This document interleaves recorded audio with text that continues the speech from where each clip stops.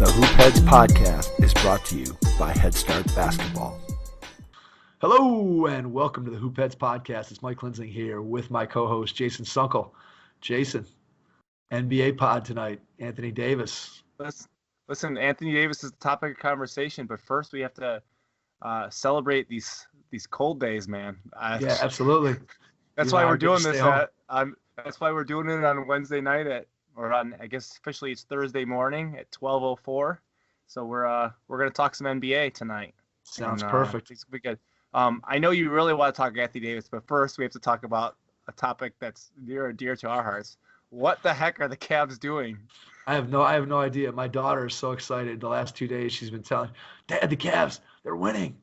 I'm like, what are they doing? This is awful. It is unbelievable. Well, I just can't believe it. And you know what? I will say they almost tried to lose last night. They tried their hardest. Well, it was quite a comeback by the Wizards, but how bad did the Wizards have to be? They were up 25 points with like 7.5 minutes left, and I texted you saying, "What are the Cavs are up 25? They're not just winning by a little; they're winning by a lot." And you said something along the lines of, "Does what's his name? Larry Drew want to get fired?" I think he's trying to get fired. He keeps winning games. He's trying to get himself fired. So I was putting together. I told Mike I was putting together this STEM science center that we got the kids for Christmas or whatever, and we're sitting there. I'm putting it together, and then I look and I see Cavs up 6 with 36 seconds left, and I'm like, oh, this is looking more promising. They then throw the ball away 2 straight times, inbounding the ball. The Wizards are pressing like it's college basketball, and I think they cut the lead. They cut it to like 2, and then we missed like 5 free throws in the last 42 seconds. And sadly, 2 of those guys that missed like 4 free throws are on my fantasy team. It hurt my free throw percentage today. Hey, the reality is that the last 2 wins, I mean, you beat the Wizards, and then the Bulls was even worse than losing to the Wizards. I mean, now you not only do you win the game, but then you grant the team that you're competing with for the end, that you give them another loss.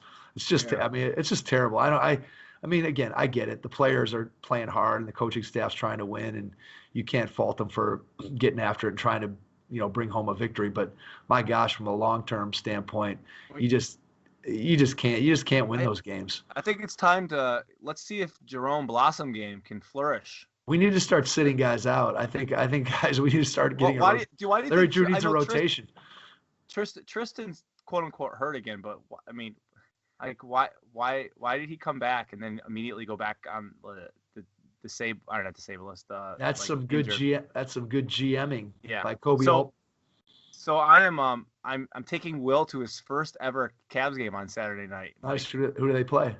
They play Hallelujah. That's the reason I'm going. I saw I got an email today from SeatGeek that seats were $15 for Dallas. Even better, flash seats. People are selling them on the market, $8 in the fifth row of the upper deck. Yeah. Heck yeah. And I'm be honest with you. I saw the email that they were playing Dallas and that there was still plenty of seats available.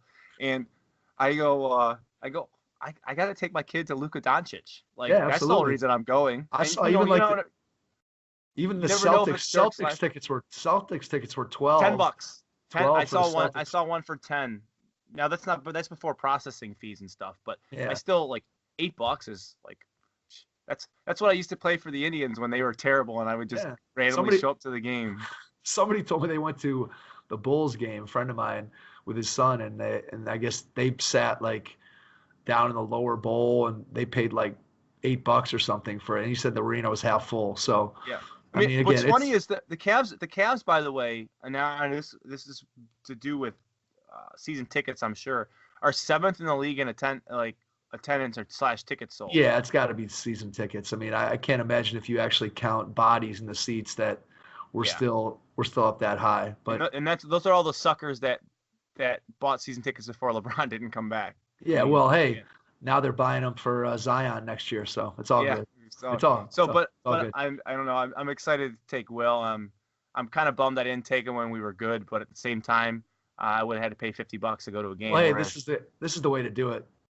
This is the way to do it. This reminds me of the old era Coliseum when you could go in and spend $4 to get in for a ticket and sit in like the 6th row back in 1983 when George Karl and Tom Nasalki were the coaches. It's just too bad there's not quarter beer night or whatever they used to do back in the day. 10-cent beer. They didn't have that. They did not do that at the Coliseum. That was only I know that was at the that was at Cleveland Municipal Stadium. Right? Yes, Yeah. absolutely. So, all right, so that's our Cavs talk. Hopefully, we're back to our losing ways on Saturday. Well, we're not the worst anymore because we've won 11. The Knicks have only won 10. Yeah. And the Knicks. By the way, do you see Carmelo went to the Wade's last game in Madison Square Garden? Did you see that? I did not see that. He got a standing ovation. Oh, from I the did Knicks see fan. that. I did see that he got a standing ovation. So it was Wade's. It was. He was he good. Should. He was good for the Knicks. So here's a question for people are dumping on Carmelo. Here's the question for Carmelo: is Carmelo's number going to get retired in Denver, or is it going to get retired in New York? Ooh, that's a good question. I don't know. I could see it get retired in both places, to be honest with you. I mean, he probably put up the most most of his statistics, I guess, were in Denver, or maybe it was pretty even. I think he's pretty split. I think it's pretty split. So it'll be interesting to see what happens. Yeah. I don't know. But I don't know. I think he's going to be a Hall of Fame player, and people, again, I think are dumping on him probably more than they should. But he definitely doesn't fit today's era, and I don't know. It'll be interesting to see if he gets a contract or not for the rest of the year if somebody picks him up and signs him. Dude, I'm all for signing him for the Cavs because we will probably lose more games if he gets in the game. That could be. Look, we need to get Zion. Every time I read an article about how efficient he is and how Mike Krzyzewski's misusing him, and just his effective field goal percentage, and he's the best prospect since LeBron. I just, again, I've been stumping for this since the beginning of the year, and I'm going to continue to stump for it all the way up until the night of the lottery. So Zion for Zion. That's where we go. That's what I just came up with. Keep hope alive. Keep hope alive, Nick Gilbert. Keep hope alive. Yeah. All right. Sorry. I just got a text. I invited our friend Trevor Huffman to join us, and he just said, I'm at a friend, so I can't come on tonight. Oh, Trevor. Come on, man. And he wrote, "Go Cavs." All right, there you go. All right, there you go.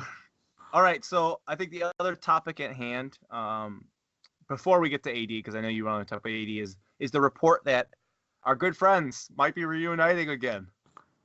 Kyrie is seriously considering going to the Lakers this offseason. All right, so two things there. One, what is the source of these reports? It came from Woj, man, and Woj doesn't just he doesn't just go out there and throw things around. I totally I can't think of a time where Woj has been really, really wrong. All right, so then that leads directly into the next discussion, which is, there's two pieces of this. One, obviously, is the Kyrie-LeBron relationship, which, I said it before when Kyrie was here in Cleveland with LeBron, that it would be hard to imagine a guy who was any better suited for playing the sidekick to LeBron. Just again, he has the go get a basket mentality that is the one thing that's probably the biggest weakness, at least in my opinion, in LeBron's game, is that end of the game, big moment, take the shot, you need a basket here. And Kyrie filled that need for him, plus the opportunity for Kyrie to take over at times where LeBron was sitting or LeBron was having an off scoring day, whatever the case might be. I just think the two of them fit together perfectly. So from a basketball standpoint, it makes total sense. Obviously, from a personality standpoint, there was at some point, let's just call it an issue. But now it seems like they've, for whatever reason, in whatever way, they've sort of mended fences. Well, and I think it's funny because it's like happened in the last 3 weeks, really. Like when he called LeBron, I'm sure I think we talked about this before, when he called LeBron and yep. Kevin Love was there supposedly and all this other stuff. It's just like, man, why couldn't you guys get this together 2 years ago? Come on now. Yeah, like, it's sad. But the situation in Boston had to happen in order for Kyrie to kind of come to a self-realization here, I think. And, I don't know how I'm going to feel if it happens. I don't know. Yeah, I'm I think it'll definitely be fun to it'll be fun to watch, especially if they kick Golden State's butt, and I'll be completely somewhat at peace with it at that point, and especially if we get Zion. But it'll be weird to see if it does happen. Yeah, it would definitely be strange to see Kyrie and LeBron together in a Laker uniform. Which again, I don't know what the odds are of that actually happening, but if it does, from a basketball standpoint, it makes, like I said, it makes total sense. From a personality standpoint, if these guys have put whatever differences they had behind them, as much as two guys with sizable egos can put those things aside to be able to want to work together. And then the elephant in the room here is that I don't think Kyrie's going there without AD going there also. And if you put LeBron, Anthony Davis, and Kyrie on the same roster, that's definitely a legitimate challenger ridiculous to Boston. And again, we're also, I think, one of the interesting pieces of this is how LeBron continues to age or not age. And so, we forget that he's 34 now. 34, he's a year older than me. So he'd be 35, in the middle of next season. And at some point, I mean, again, he's going to slow down. Now, whether or not you believe the talk this year that he's sitting out so that the Lakers can showcase Lonzo and Brandon Ingram and Kuzma for that worked out well. That worked out well for Lonzo and Kuzma, who haven't played in. Yeah, well, those guys, I don't know. I mean, I don't buy into that. I think they're just being precautious. I think they want to get him. They want him to be as close to 100% as they can have him when he comes back. And yeah, I agree. I'm not buying into the.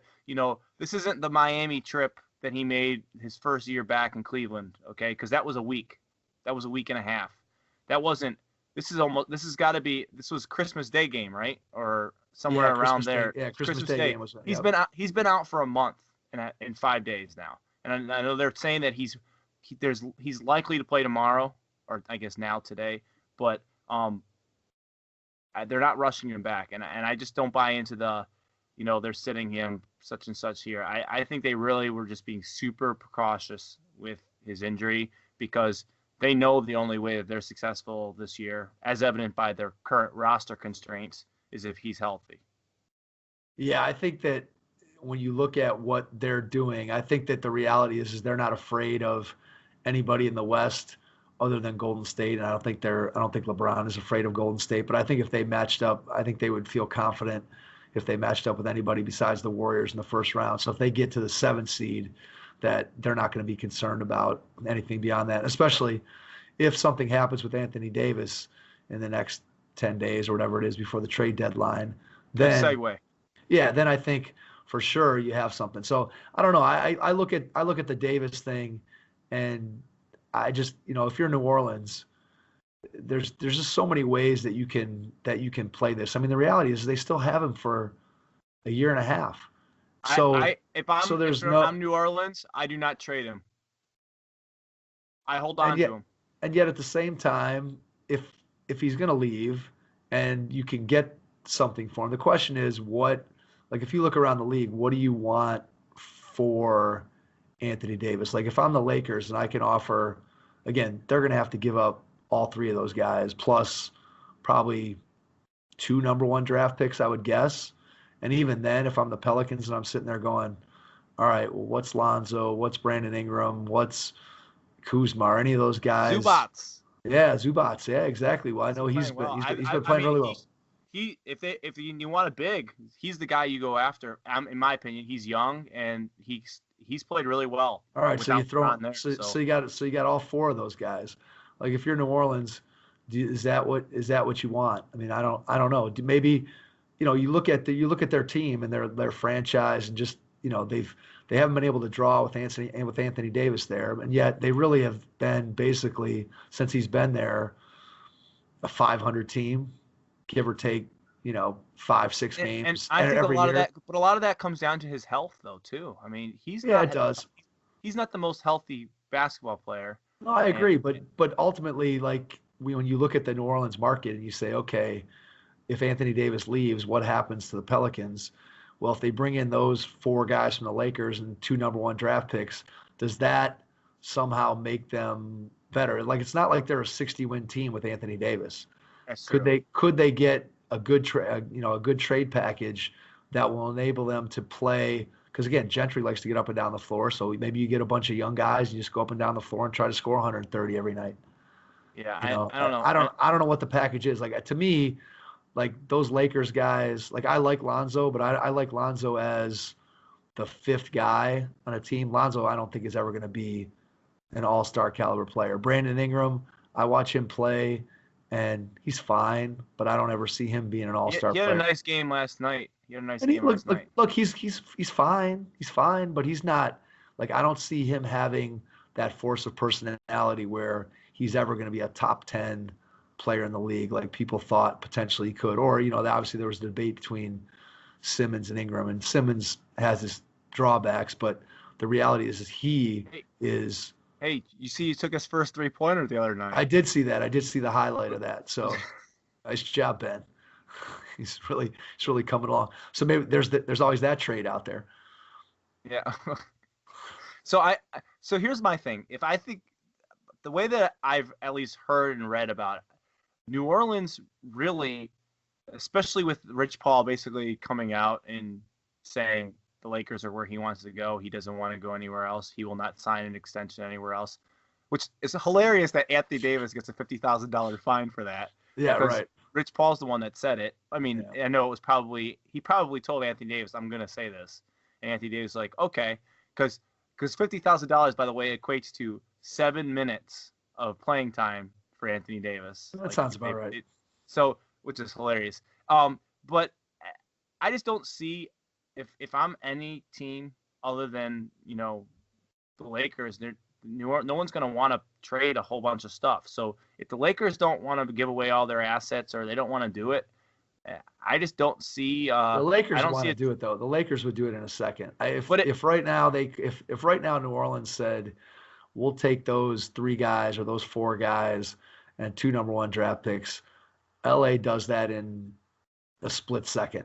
I don't think there's any doubt. Do you think New Orleans is not going to do it because of just how it's kind of gone down? Do you think they're gonna end up pulling the trigger? I mean, we have 2 weeks, so. I mean, I go back and forth because because Boston can't trade and Boston can't get into it until whatever that Kyrie Irving exception or whatever it is. They can't get into it till the summer. They can't get into it until like July 2nd. July 1st. And then the other thing is that if you're the Pelicans, you don't know who holds the Zion chip. And so let's say New York gets the Zion pick. And now you could get Zion, Porzingis, and whatever. Do you think New York? New York has got a bunch of dumb people running their team. Okay. Yeah. But I don't think there's any way. I don't think there's any way they trade Zion and Porzingis for a 1-year rental of Anthony Davis. Yeah, but Anthony Davis if Davis hasn't said he's only signing in L.A. He just said he hasn't come out and said that. Rich Paul, they didn't say he's only. They said that he wasn't going to sign a contract extension anywhere but in L.A. That's basically what. Oh, he didn't say that. Not in his original statement. He didn't say that. He just said he wanted to trade. Unless he made a second statement. He made a statement that Lakers was his preferred destination and he wasn't going to sign a contract extension anywhere else. All right, I didn't see that. That's what he got $50,000 fine for. All right, well, if that's the case, then I don't know what you do. Well, then then if you're the Knicks, you're not doing that. If you've been told that he's not going to sign long term, then obviously you don't do that. The only candidate to me that if that's the case is a team that thinks they can win, like Toronto. So maybe you're Toronto and you just say, we have one chance to win the title. Kawhi's here. Kawhi might leave at the end of the year. We trade for Anthony Davis. We trade away all our young guys. Trade Siakam. Trade Anunoby. Trade, whatever, Fred VanVleet, whatever. Throw in a number 1 or number 2 draft choice, knowing that, hey, we're Toronto. We're not going to have many opportunities to be able to go and pair up 2 guys like Leonard and Davis. And maybe you just do that. Maybe that 1-year rental of Anthony Davis, if you're in Toronto, is worth it. I don't know. Here we go. Here's the statement. Here's the exact statement. Okay. Rich Paul told Woj, Anthony Davis wants to be traded to a team that allows him a chance to win consistently and compete for an NBA championship. He then stated that that the Lakers are the team that he would like to be traded to, and for anyone else, he's a rental. All right. Well, hey, I missed that. All right. So if that's the case, then I mean, that doesn't bode well. Like if you're the Celtics, and I mean, again, things could change. You know, we know things can change on the drop of a dime, so it's not like that's something that's written in stone. But let's say you get to July 1st and that statement is still the only statement that's out there. There's no way the Celtics are trading draft picks and Jason Tatum and Jaylen Brown, and there's no way they're doing that for somebody who might only be there for a year. I think that's the other thing with the Lakers, with the Pelicans. The Lakers can be like, listen, no one else is going to trade you for him. We're not giving you all this stuff. Yeah, right. Maybe you give them less. So that's where I think if I'm New Orleans, I stand pat for now, and I just let it ride the rest of the season. And I mean, you're probably not going to make the playoffs. Do they sit Davis out? I don't think he would. That would be a bad look for him. And I mean, he wouldn't do it. Maybe the team just tells him, "Hey, man, your finger's still hurting, buddy. You stay home." Because now they're just tanking. So they get a better pick. If Anthony Davis plays, they're not going to go completely in the tank if he's playing. I don't know because there were. And then with his injury history, what if he gets hurt? And then now you got nothing. Now you got a guy with a, who knows what injury he could have. I mean, so a question for you. We on the previous podcast, we talked about MVP stuff and we mentioned his name in the MVP. In my opinion, this whole situation pulls him out of the MVP conversation. Yeah. I mean, there's only two guys in the MVP race. I mean, there's only two, the only third guy who can get in it is if LeBron comes back and suddenly the Lakers go, 25-5 over the last 30 games of the season or whatever. I mean, it's Giannis and it's Harden right now. I mean, there's nobody else in the conversation. So who's your are you still sticking with Giannis as your front runner? I mean, it's hard to say Giannis is the front runner at this point just because of what Harden has done. I mean, he's definitely slowed down in the last couple of games. I mean, slowing down. He only scored 37. He's been in the 30s as opposed to being at being above 40. He's at 24 straight games of 30 plus points or something like that. That's crazy. Think about that. I mean, Jordan never did that, right? Nah, I don't know. He probably had a stretch. I don't know if he had a stretch that long where he averaged that money. But I mean, he had the one year where he averaged over 37. So you got to figure somewhere in that range he had a stretch of games where he was up over 40. But it's one of those things that it doesn't seem real as you're reading the stats. It just doesn't seem like it could really be happening. I just think 1 for 17. I mean, that's still crazy that he scored that many points and went 1 for 17 from three. I think that, to me, the thing that sticks out is I just don't know if you look at the long-term ramifications of what he's doing.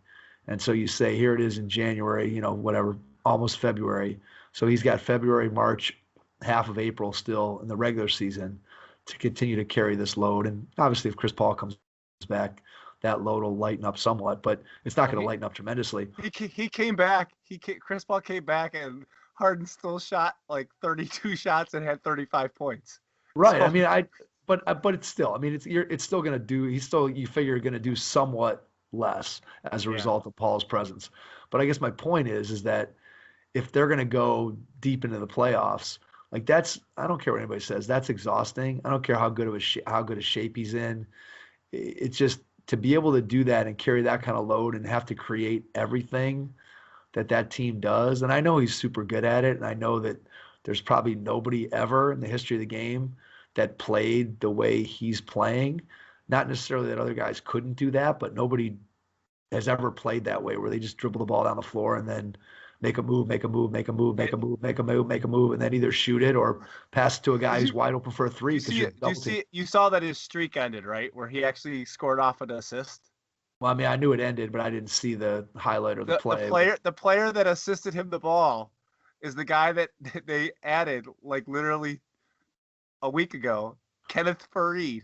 Yeah, Faried he's had a couple big games, like double doubles. Where did they get him? They literally drug him off the street, and he hadn't played. He hadn't played. Right, but he was on Denver's roster. He wasn't a street free agent. He was on Denver's roster, right? I I I think they maybe traded for. I think they traded for him. I think I thought he was cut. I thought they waived him. maybe, but I mean I'll look. I'll he hasn't played for years. But yeah, he's come off and he's been great.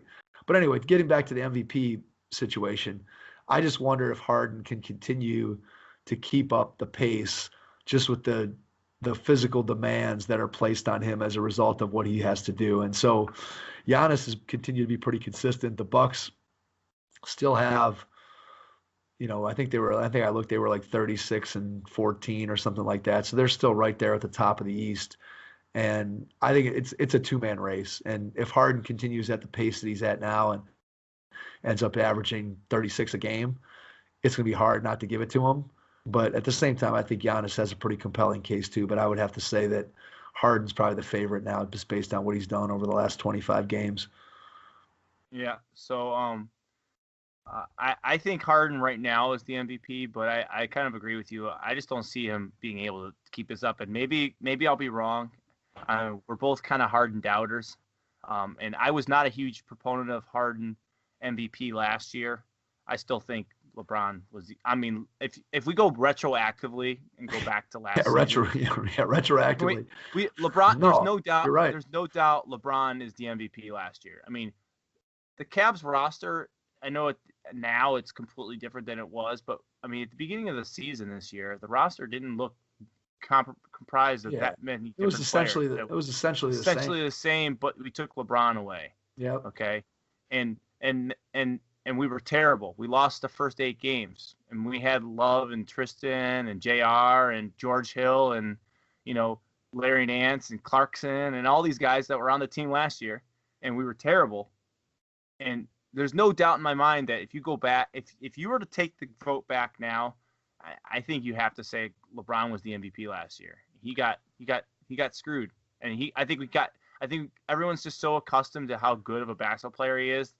They didn't realize how great he was because he dragged the corpses of that Cavs team to the finals. Well, he's a victim of how good he is. Yeah, and that goes to all he doesn't get calls when he's going lane. He literally will get punched and they won't call a foul and smacked going to the lane. But basically what I'm saying is last year I wasn't a huge proponent of Harden being an MVP candidate.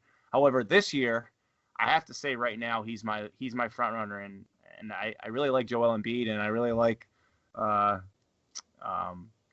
but I think right now Harden's my front runner. If he continues this, it's no doubt in my mind he's going to win. Yeah, I mean like I said, it's a two-man race. It's Giannis and it's Harden. If LeBron gets back soon and the Lakers go on a huge tear and he carries them down the stretch, he could get in the conversation. But I think right now it's Harden as a slight favorite right at the moment, and with Giannis not too far behind. So I don't know. We'll see. It'll be interesting to see how that plays itself out. All right, let's. Where do you think if you had to bet, where does Anthony Davis end up? Where does he end up? I think he's staying in New Orleans. Where and when? I think he's in New Orleans for the remainder of this season, and I think I have a feeling in the summer he'll end up being a Laker. And, the kind of the Kevin Love situation when he got traded to Minnesota.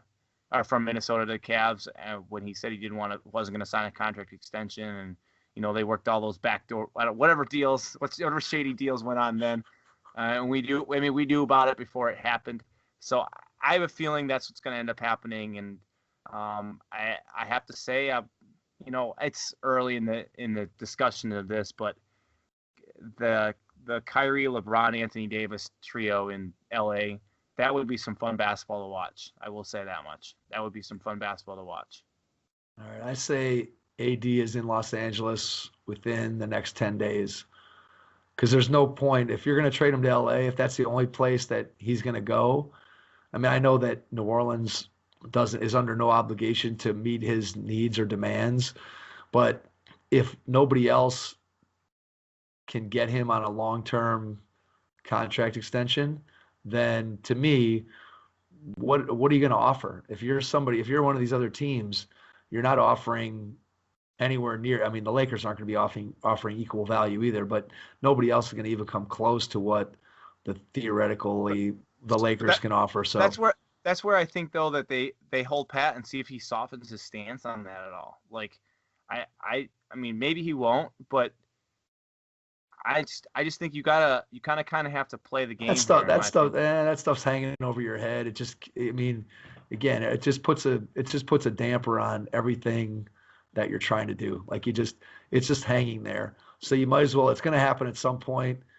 You might as well just get him out of there, get what you can get out of it, and then see what the direction of your franchise is. Are you going to trade? Do they do they take that haul and try to build it with Drew Holiday and Mirotic, or do you just say we're basically just starting over, we're going to bottom out, and we're going to trade? Did you just say we're going to build a team with Nikola Mirotic? I'm saying you're putting your team. I'm saying you take Ingram, Lonzo, Kuzma, Drew Holiday, and Mirotic as your, and well, you know what I'm saying. Look, I'm not saying it's a great. I'm not saying that's some NBA powerhouse. I'm just saying, do you trade those? Do you trade Drew Holiday and Mirotic along with Anthony Davis, or do you keep those guys and try to build a respectable team around those two guys? A team that could really use Mirotic is the 76ers. 76ers could use Mirotic. He'd look good with the Bucks. Same thing, Holiday. He'd look good with the Bucks. Holiday would look really good for the Sixers. He would be very good for the Sixers. I mean, Holiday would fit anywhere because that guy defends like crazy, and he's a good offensive player. Except for the Cavs, we don't want him. We want to. No, we do not want the Cavs. We want to trade. We want to trade away some more of our guys that keep helping us win. I'm getting tired of this Chetty Osman winning. Hey, come on now. He's played at the Rising Stars game, man.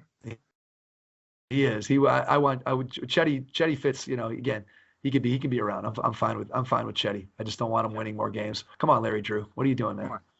Yeah. Get it together over there. So I don't really have much else. I have one thing I want to share at the end here, but is there anything else you want to say in regards to Anthony Davis, or are you? No, I think he's going to be a Laker within 10 days. I think it's inevitable. And if I had to bet, once he goes there, I would venture to guess that Kyrie is going to take whatever the minimal discount is that he has to take in order to get out there, and that's going to be the three. That's going to be the three guys that break up Spring Hill Entertainment Group, LeBron's media empire, will immediately greenlight Uncle Drew 2. I'm gonna leave that one alone. No, but so tonight Enes Kanter's apparently, I don't know if he's not been playing a lot of minutes for the Knicks, and they put him in the game, and I'm just he does a push-up every time he comes into the game, and today he decided he was going to do a push-up and kiss like center court. The first play of the game, he shoots a shot and airballs it.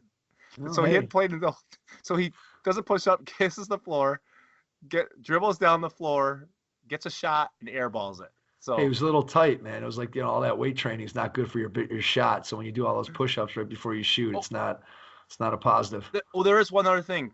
Did you see that the Thunder are accommodating Kevin Durant to come to Nick Collison's jersey retirement? I mean, I knew he said he wanted to come, but I don't know what that entails. They're giving him a suite, and they're giving him, like, when they're doing the retirement, he's going to be on the floor for it. That's interesting. That's shades of LeBron coming back for Z. I'm not saying Durant's going back to the Thunder, but I'm just saying I think it's it's kind of interesting. Is Russell going to deliver a platter of cupcakes to his suite?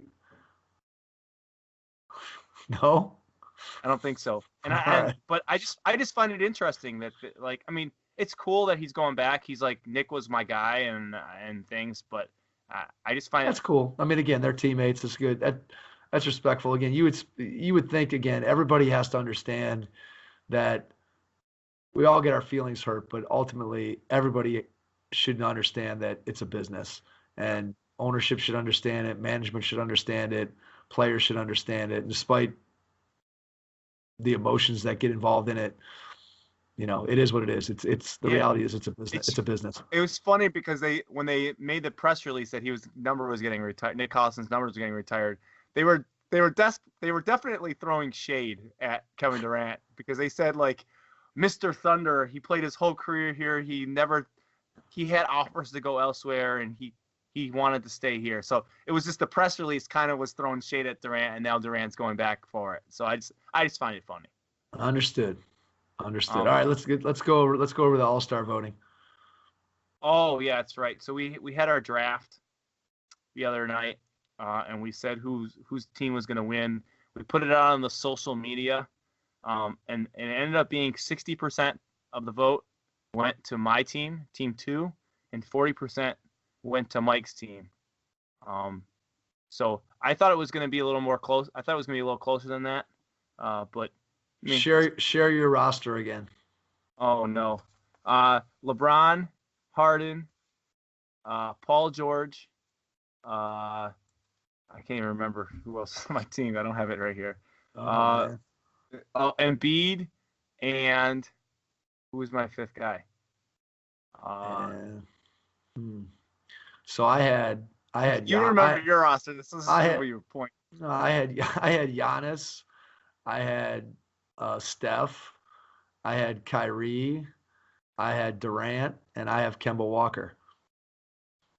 All right, I'm pulling it up right now because I can't remember. I feel terrible for my fifth. Where my fifth player? Oh, Kawhi. That's right. Kawhi. I didn't even have to look. Kawhi. All right. So my recommendation, or my thought is that no matter what the teams were, whichever team had Kemba, everybody would have voted against me. So I feel pretty good that my first 4 picks got me to 40%. But if it was a 4-on-4 game, I like my chances. Yeah, and what's funny is my first pick, the people that I had conversations with about the team said that they were the only concern that they had was Harden wasn't going to pass the ball.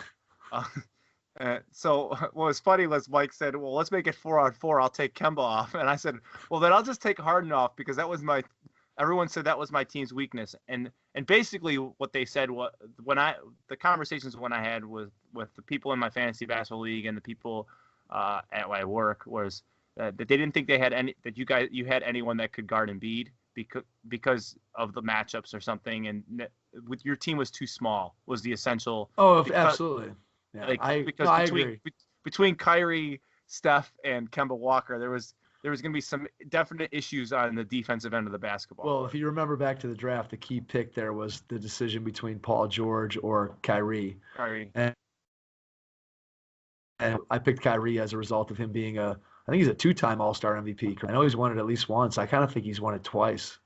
Yeah, I know he won it once, and I know he won the 3-point contest once. But I think so you get a chance to draft a 2-time MVP, and again, I'm not so sure there's been a whole lot of defense. Although last year it kind of stiffened up there much more than it has in recent years, so it could bode well for defenders. So LeBron has the first pick. Does he totally go completely nuts and just take Kyrie just so we get all the speculation? That would be a classic. That would be a classic LeBron move. I think he's totally doing it. I'm willing. By the way, I think you owe me a dinner because my team won the voting. But we're ready, man. I'll bet that dinner that he picks Kyrie first. All right. Double or nothing. That sounds fair. Well, I'm excited to see what day's the draft. The 7th? Is that when it's the 7th? So a week from today. All right. Essentially. So. When are the reserves coming out? I don't know. I have to think that they're going to come out before then, right? I mean, you would think so. I thought I saw that they were coming out on the 4th, but that just could be me totally guessing here and not being right. All right. Well, when the reserves come out, then and after the draft, we'll jump back on and do another pod, a NBA draft, All-Star draft reaction show. Yeah. So I'm looking right now. I'm trying to follow it up. Oh, so I guess it's not, the reserves aren't going to be announced until. Oh, they're going to get announced tonight. On the Thursday night before the Thursday night basketball game. All right. So the reserves will get announced tonight. We can check our rosters there. So maybe we'll do one. We'll do a show after the draft and talk about the reserves and the order of the picks. See how accurate we were in our selections. So yeah, they're definitely. It's going to get announced at 7 p.m. tonight. So we'll see what happens. All right, nice. There we go. All right. Well, I don't have anything else. I don't have anything else. Go Mavs. All right. Sounds good. To everyone out there, thanks for listening, and we will catch you on our next episode. Thanks. Thanks for listening to the Hoop Heads podcast, brought to you by Head Start Basketball.